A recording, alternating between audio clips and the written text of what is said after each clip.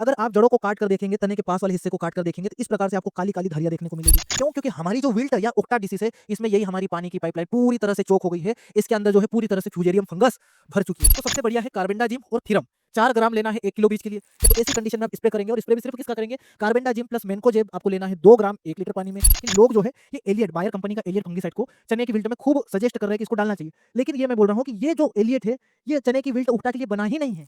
भोजन की पाइपलाइन में वो दवा नीचे आ रही है। हमारी बीमारी पानी की पाइपलाइन में है। नमस्कार किसान साथियों, आज के वीडियो में हम बात करेंगे चने की एक बहुत ही खतरनाक बीमारी के बारे में जिसका नाम है विल्ट। एक बार अगर खेत में आ जाए तो पूरा खेत की जो फसल है वो बर्बाद हो जाती है। ठीक है, तो क्या इलाज है? तो इस वीडियो में मैं दूसरे लोगों की तरह आपको कोई दवाई नहीं बताऊंगा कि ये दवाई यूज कर लीजिए, इसको यूज कर लीजिए, नहीं। मैं आपको वास्तव में बीमारी समझाऊंगा कि वास्तव में ये बीमारी है क्या, ताकि कौन सी दवाई खरीदनी है, कौन सी नहीं खरीदनी है, और कौन से दुकानदार अपने को जबरदस्ती गलत दवाई पकड़ा रहे हैं, वो आप दवाई को पहचान सके। ठीक है, तो शुरू करते हैं। तो क्या होता है विल्ट? विल्ट जो है एक प्रकार की क्या है, मुरझाने, जिसमें पौधा जो है मुरझाकर सूख जाता है। क्यों सूख जा रहा है? क्योंकि जड़ों में पानी की सप्लाई बंद हो गई है। कह सकते हैं कि जड़ों के अंदर की जो पानी की पाइपलाइन है वो क्या हो गई, बंद हो गई। तो पौधे इस प्रकार से सूख जाते हैं और धीरे धीरे हमारी पूरी फसल जो है वो सूख जाती है। तो क्या विल्ट के कारण ही सूखती है? नहीं, दो कारणों से फसल सूखती है। एक तो होता है एस्कोकाइथा ब्लाइट के कारण, एक होता है विल्ट के कारण। विल्ट में क्या होता है, पौधा ऊपर से भी सूख जाता है और जड़ें भी सूख जाती है। जबकि वो जो ब्लाइट होती है उसमें पौधा केवल ऊपर ऊपर से सूखता है, नीचे की जो जड़ें हैं वो स्वस्थ होती है। हम बात कर रहे हैं विल्ट में, तो विल्ट में जो है वो जड़ें भी पूरी तरह से सूख कर सड़ जाती है, हम कह सकते हैं। क्यों? क्योंकि ये जो फंगस है ये कहाँ लगी है? ये जड़ों में ही लगी है। मतलब कि ये मिट्टी की बीमारी। और फंगस का नाम क्या है? इस फंगस का नाम है फ्यूजेरियम फंगस। कौन सी फंगस? नाम याद रखना है, क्योंकि तभी अपने को इलाज भी समझ में आएगा। चलिए, और क्या लक्षण है? अगर आप जड़ों को काट कर देखेंगे, तने के पास वाले हिस्से को काट कर देखेंगे, तो इस प्रकार से आपको काली काली धारियां देखने को मिलेगी। ये देखिए, अगर आप तने को काट के देखते हैं तो इस प्रकार से आपको काला काला जो है वो पूरा चौक मिलेगी पाइपलाइन। और देखिए, इस प्रकार से, है ना? अगर इस प्रकार के लक्षण आपको जड़ों में दिखाई दे रहे हैं, तो आप मान सकते हैं कि वो 100% क्या है, विल्ट। अब बीमारी को पहचान लिया कि विल्ट है, इलाज क्या? तो इलाज को समझने से पहले आपको बीमारी समझना पड़ेगी कि बीमारी वास्तव में लगी कहाँ पर है। जड़ में तो लगी है, लेकिन जड़ के भी कौन से हिस्से में? तो देखिए, ये क्या है? पौधा है। अब कोई सा ये बड़ा पौधा लिया है कि छोटे पौधे से समझाना मुश्किल है थोड़ा। तो मान लीजिए ये पौधा है, तो कोई सा भी पौधा हो, चने का हो, कोई सा भी, उसके अंदर 2 प्रकार की पाइपलाइन होती है। एक पाइपलाइन कौन-सी है? फ्लोएम। ये होती है भोजन की पाइपलाइन, ठीक है? ये एक होती है जाइलम, ये होती है पानी की पाइपलाइन। 2 पाइपलाइन। अब जाइलम का काम क्या है? जड़ों से पानी को मिट्टी से खींचना और पूरे पौधे में पहुंचाना। ये काम किसका? जाइलम का। और खास बात जो याद रखने वाली है कि जाइलम में, पानी के पाइपलाइन में, पानी केवल नीचे से ऊपर जाता है, ऊपर से पानी नीचे आने वाला नहीं है। ऊपर से नीचे आने वाला नहीं है। और जबकि फ्लोएम में क्या होता है कि भोजन नीचे से ऊपर भी चले जाता है, ऊपर से नीचे भी चले जाता है। इसीलिए देखो, फ्लोएम में दोनों साइड तीर लगे, ऊपर के तीर भी है, नीचे के तीर भी है। लेकिन यहाँ पर आप देखेंगे सिर्फ ऊपर वाले तीर ही दिखाई दे रहे हैं, कि इसमें केवल ऊपर ही जाता है। ठीक है? कैसे और अच्छे से समझना, जैसे मान लीजिए गेहूं की बाली है ना? गेहूं की बाली ऐसी आती है, पत्ती यहाँ पर रहती है, तो भोजन बनाने का काम किसका? पत्ती का। तो पत्ती में से भोजन ऊपर जाता है और दाने के अंदर भरता है। मतलब नीचे से ऊपर जा रहा है भोजन। मान लीजिए आलू की फसल है, तो आलू कहाँ लगता है? नीचे लगता है। भोजन कहाँ बना? ऊपर पत्ती में। पत्ती से ये फ्लोएम के माध्यम से आया और नीचे इधर आलू फूल गया। मतलब कि फ्लोएम में ऊपर भी प्रवाह होता है और नीचे भी प्रवाह होता है, जबकि जाइलम में सिर्फ ऊपर की ओर। ठीक है? अब ऐसा क्यों समझाया? क्यों? क्योंकि हमारी जो विल्ट या उक्टा डिसीज है, इसमें यही हमारी पानी की पाइपलाइन पूरी तरह से चोक हो गई है। इसके अंदर जो है पूरी तरह से फ्यूजेरियम फंगस भर चुकी है, पूरा अपना फंगस का जाल बना लिया है। अब जब फंगस ने क्या किया, उस पूरी पाइपलाइन को चोक कर दिया, तो अब नीचे से पानी ऊपर जाएगा ही नहीं, पोषक तत्व जाएगा ही नहीं। तो बनी बात है कि पूरा पौधा क्या हो जाएगा? सूख जाएगा। क्योंकि मिट्टी में तो पानी है, लेकिन पौधे को पानी नहीं मिल रहा है। अब कुछ लोग इसमें क्या करते हैं, स्प्रे की सलाह देते हैं कि बोले इसमें हम स्प्रे कर लेते हैं। अब मुझे बताओ, क्या इसमें स्प्रे काम में आएगा? कैसे काम में आएगा? नहीं काम में आएगा। क्यों? क्योंकि स्प्रे जो है नीचे आता ही नहीं है। नीचे आएगा भी तो कौन सा आएगा? फ्लोएम में आएगा। झाइलम में तो आने वाला नहीं है। और जब स्प्रे ही नहीं आएगा तो ये बीमारी भी खत्म होने वाली नहीं है। तो इसलिए ये समझना हमारा जरूरी है। आगे बढ़ते, बोले कि फिर इसका इलाज क्या है? इसका इलाज ये है कि आप क्रॉप रोटेशन अपनाइए। क्रॉप रोटेशन का मतलब कि फसल को अदल बदल कर अपने को बोना है, फसल चक्र जिसको बोलते हैं। अगर इस साल अपन ने चना लगा लिया और पता चला भाई बीमारी आ गई, तो अगले साल अपने को चना नहीं लगाना है। क्यों? क्योंकि ये जो बीमारी है 5 से 7 साल तक, मतलब इसका जो फंगस है ये 5 से 7 साल तक मिट्टी में पड़ा रहता है, और अगली बार जब इसको चने की फसल मिलेगी वापस उसको खराब करेगा। ठीक है, तो अपने को फसल को बदल बदल कर लगाना है। दूसरी चीज ये है कि गर्मी में गहरी जुताई करनी है। मैंने बोला ये मिट्टी का फंगस है, मिट्टी में रहता है। अगर गर्मी में इसको तेज धूप दिखा दोगे तो ये क्या होगी, फंगस खत्म हो जाएगी, और अगली बार बीमारी या तो आएगी नहीं, और आएगी तो कम आएगी। और क्या, सबसे बढ़िया चीज होती है सीड ट्रीटमेंट। हमें फंगीसाइड से सीड ट्रीटमेंट करना चाहिए। अब बीज उपचार या सीड ट्रीटमेंट आप किससे करेंगे? तो सबसे बढ़िया है कार्बेंडाजिम और थीरम। 4 ग्राम लेना है 1 किलो बीज के लिए, या तो सिर्फ आप कार्बेंडाजिम भी ले सकते हैं 2 ग्राम 1 किलो बीज के लिए। अगर इससे आप सीड ट्रीटमेंट करके बो रहे हैं तो विल्ट आने के चांस थोड़े से कम हो जाते हैं।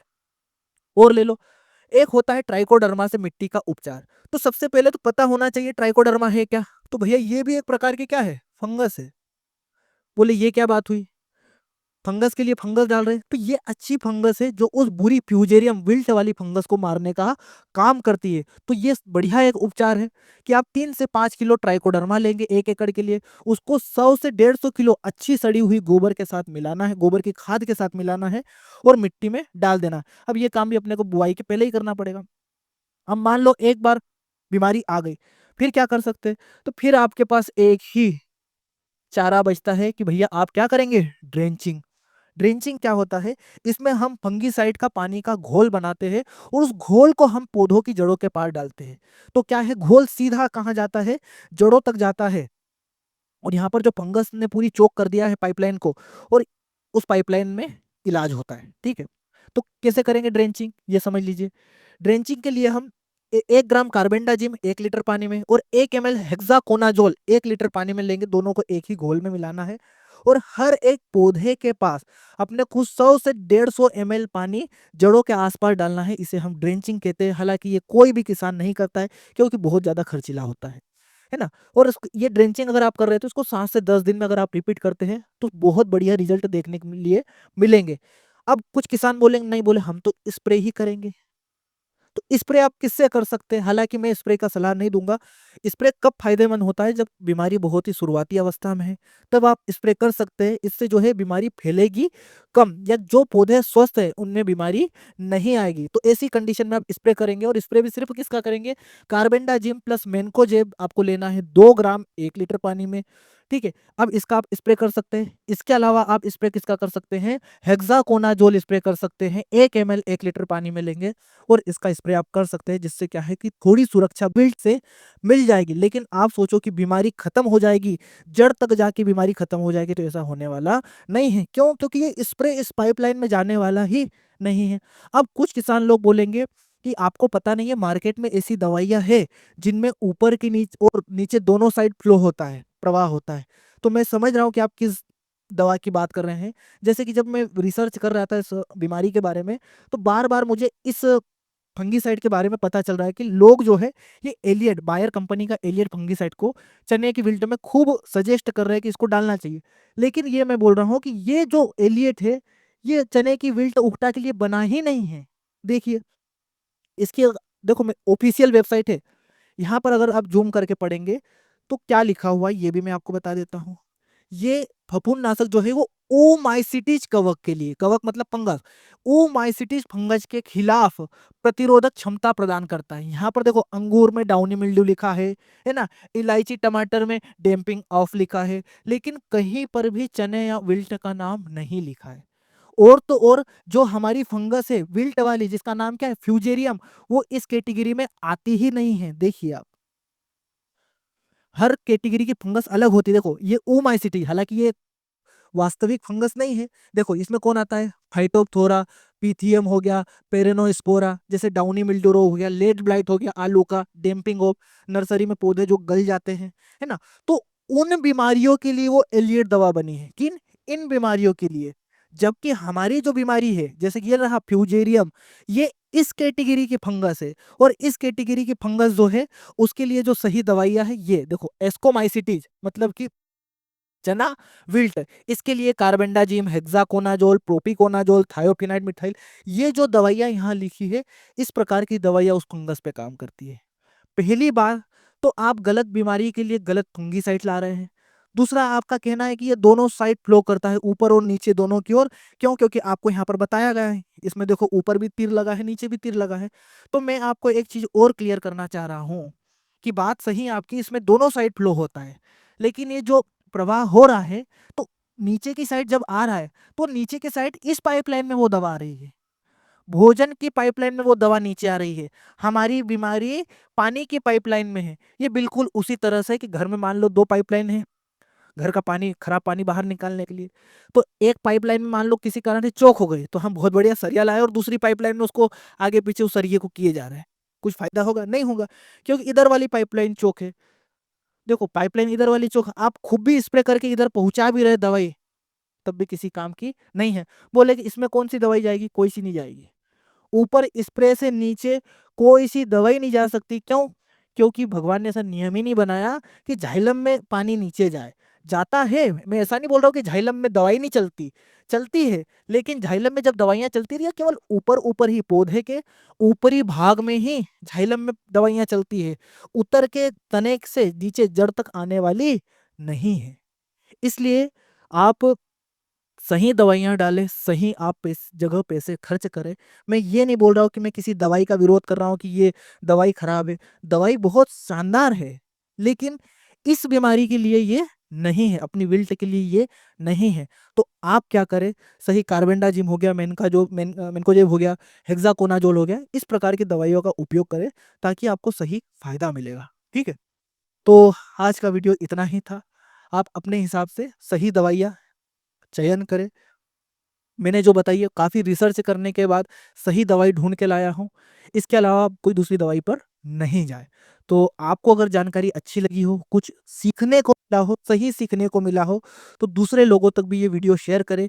क्यों? क्योंकि सही जानकारी आपको रखना पड़ेगा। जो चीज़ें मैं बता रहा हूँ, ये कठिन है, लेकिन धीरे-धीरे करके आपको जानना पड़ेगा, क्योंकि पैसा आपका है। सरकार को आपकी कुछ नहीं पड़ी है, किसी दुकानदार को आपकी कुछ नहीं पड़ी है, सबको अपना-अपना माल बेचना है।